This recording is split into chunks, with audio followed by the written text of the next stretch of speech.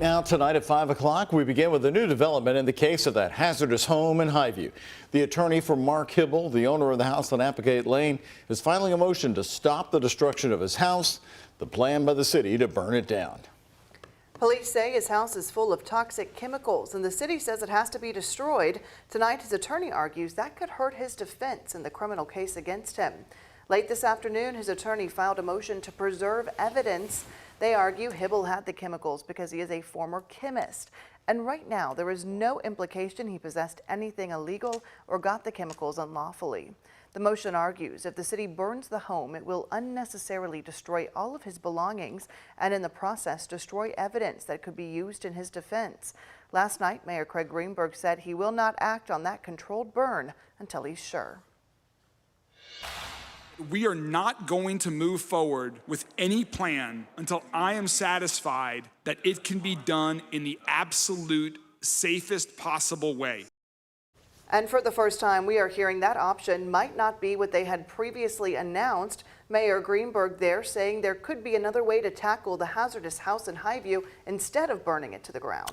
After the public meeting last night that lasted about 2 hours on the possible controlled burn, we learned that the EPA is now coming to Applegate Lane to weigh in before moving forward with the controlled burn. That possibility, though, is still on the table. The plan is for the fire to be so hot that the housed hazardous and explosive chemicals would be incinerated and the house would collapse on itself. Last week, the mayor said it was the only option because of all the junk that's been hoarded inside the home, making it too dangerous for workers, too difficult to maneuver inside safely and remove those chemicals. However, at last night's community hearing on the planned controlled burn, our John Charlton then followed up afterwards in a one-on-one interview and learned about another option. The city is also having a direct conversation with the EPA to discuss alternatives to setting the house on fire. WHAS11's Isaiah Kim Martinez is following up on the story today, learning more about these new possibilities. Isaiah, what did you learn today? Well, Shay, Doug, I asked the mayor's office about this potential change of pace here today. The question of when crews would burn that Highview home down now shifting to if that's the best avenue. A spokesperson telling me today the next steps will come down to providing access to this property.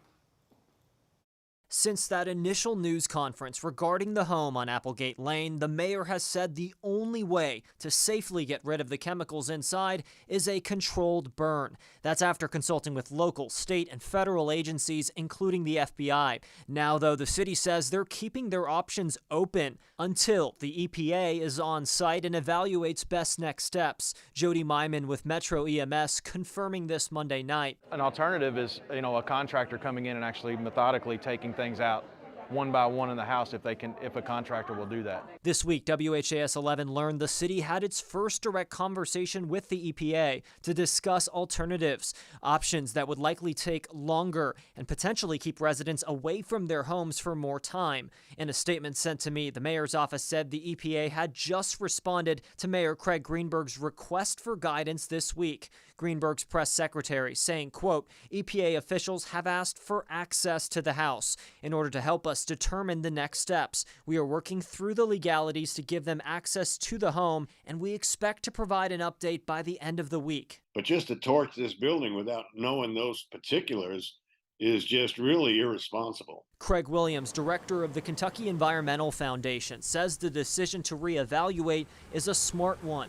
He says even beyond the EPA, the city needs to seek out third-party experts not tied to government to weigh in. So there's no way to identify what sort of toxic material is going to be emitted from this process. It's counterintuitive. Meanwhile, businesses nearby the home, like Highview Ice Cream and Coffee, have concerns. We're not too far away as a business. Are we going to be okay staying open? Or are we going to have to shut down for a couple of hours or a day or whatever? But store owner Camille Anderson Linton telling me ultimately she just wants the safest resolution, no matter how long it takes.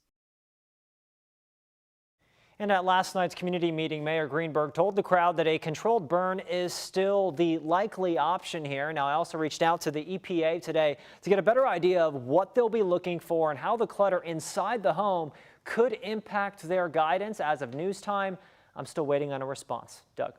All right, Isaiah, thank you very much. Well, back to last night at Highview Baptist Church. Nearly 1,000 residents and local business owners turned out in person where they heard the mayor talk about these potential new options. She's in her 80s. If something happens to the house, if there's some damage to the house, who's going to cover to take care of that? That's my main purpose. How that's going to affect the fire, where it's going to do, what it's going to do to the air. You know, we're just kind of concerned about that. Many of the questions were answered. Officials say air monitoring will be their top priority, also monitoring the water runoff before, during, and after. There is no exact timing, of course, when the controlled burning will start, but it doesn't look like after last night's meeting that it's going to happen anytime soon. But when that date is set, the residents will be given a 48-hour notice. More news right here at 5 o'clock. The old LMPD headquarters in downtown Louisville is coming down. Demolition is underway at the building at 7th and Jefferson. It was originally built in 1955, expected to last 65 years. The new LMPD headquarters won't be far. The new one will be at 6th and Chestnut in the vacant AT&T building. In March, Mayor Craig Greenberg allocated an additional $14 million to speed up those renovations. Police say a gang that specializes in stealing Kias and Hyundais around Louisville is 3 people short this week after several arrests. It's a crime surge we've been following closely on WHAS 11 News. Now, Christina McNaughton, Trevin Moss, and Joseph Turner have been arrested. They were arrested Sunday night by police and PRP. According to arrest citations, the LMPD air unit spotted a stolen car near Stewart Drive. Officers found other stolen cars on the property, some being taken apart for their parts. All 3 are now charged with engaging in organized crime. According to Louisville Metro Police, gangs like this have led to more than 1,900 Kias and Hyundais stolen just this year alone in Louisville. That's almost 10 cars a day. Well, as we take a live look outside over downtown Louisville, certainly is a gorgeous day today. Parents at home hoping we might have the same thing for the first day of school tomorrow. We need it. We don't need rain on the first day of school, but we might be getting it. Let's check in with Chief Meteorologist Ben Pine, who is tracking a forecast that's once again going to throw some of the rain heavy this way. Is anything going to be severe tomorrow, Ben?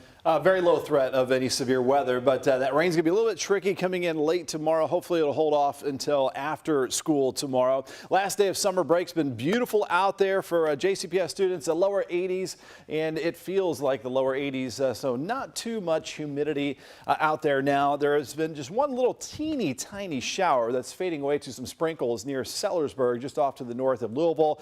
Another one doing the same thing here on the Breckenridge and Hardin County line, but most of our map is dry. And most areas will be staying dry for this evening, just a little more unsettled upstream up to the northwest. So futurecast is pretty quiet for the evening time. Temperatures mostly in the 70s, overnight lows in the 60s, quiet and mild as we get started and head out to the bus stop tomorrow morning. And notice through the school day, it does look dry with temperatures in the 80s, increasing clouds through the afternoon. This is 4 p.m. After around 4 or 5 o'clock, though, maybe some of those later bus rides might be dealing with some of these showers and thunderstorms as we head into the early evening time. So out at the bus stop tomorrow morning, it's going to be nice and comfortable and mild in the 60s, hopefully dodging that chance of a shower or thunderstorm heading home after a high temperature of 87 degrees. Our weather pattern stays a bit unsettled. We'll track some more storm chances later this week as well coming up. Thank you, Ben. Well, back to school tomorrow in Louisville. Jefferson County Public Schools bus drivers are getting those final prep reps in on their new routes before the first day of school tomorrow. However, the president of the Bus Drivers Union says many drivers have had issues and not enough time to prepare. Travis Breeze is in the studio now with some more of those concerns. Shay, the head of the union for the bus drivers says they pick their routes based on seniority, and that didn't happen until last week. So the drivers have had just about a week to practice their new routes. These routes were drawn up by an out-of-state company, and some think that the drivers should have been at the table earlier on. Well, I'm fearful. Fearful. That's the way John Stovall is feeling as his drivers prepare to mount up on Wednesday. You can sit in a building at Van Hoos or CB Young, and you're an administrator, and you kind of get in your safe confines.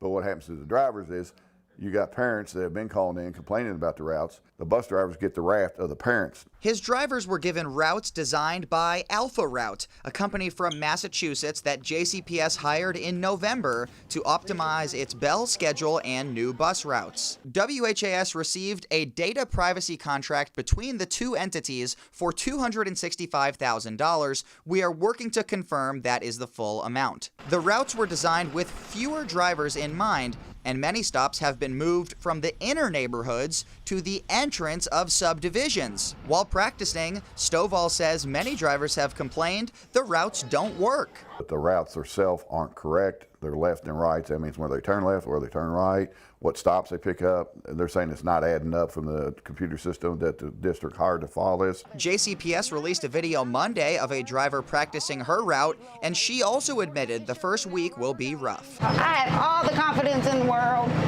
that everything, by the second week of school, everything is going to be smooth. The district sent us a statement today saying in part, quote, "Our bus drivers are doing a tremendous job getting ready for the new school year. We know all change comes with difficulty at first, and we expect to have to make some adjustments to transportation throughout the first few weeks of the school year." They had to make a change. We all know that.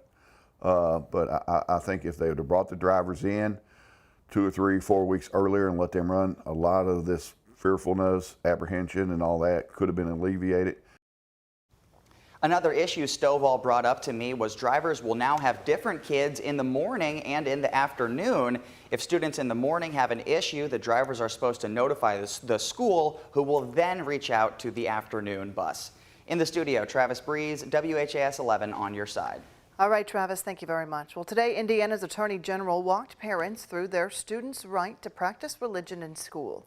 Each year before school, Todd Rokita's office releases a Parents' Bill of Rights, and he includes a different topic every year. He says he hopes the document will be a comprehensive guide for parents answering common questions about students' and parents' rights.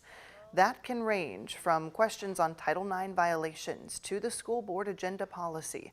In 2022, he explained school choice. This year, 2023, he has included new additions about religious freedoms in school. Today, Rokita reminded parents a student can pray or practice religion in school just as long as a teacher or a principal isn't leading that prayer.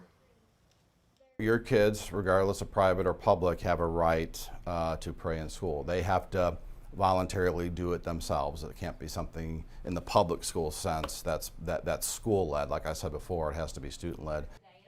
Again, he says students have a right to practice any religion in school. You can find the full document on the Attorney General's website right now.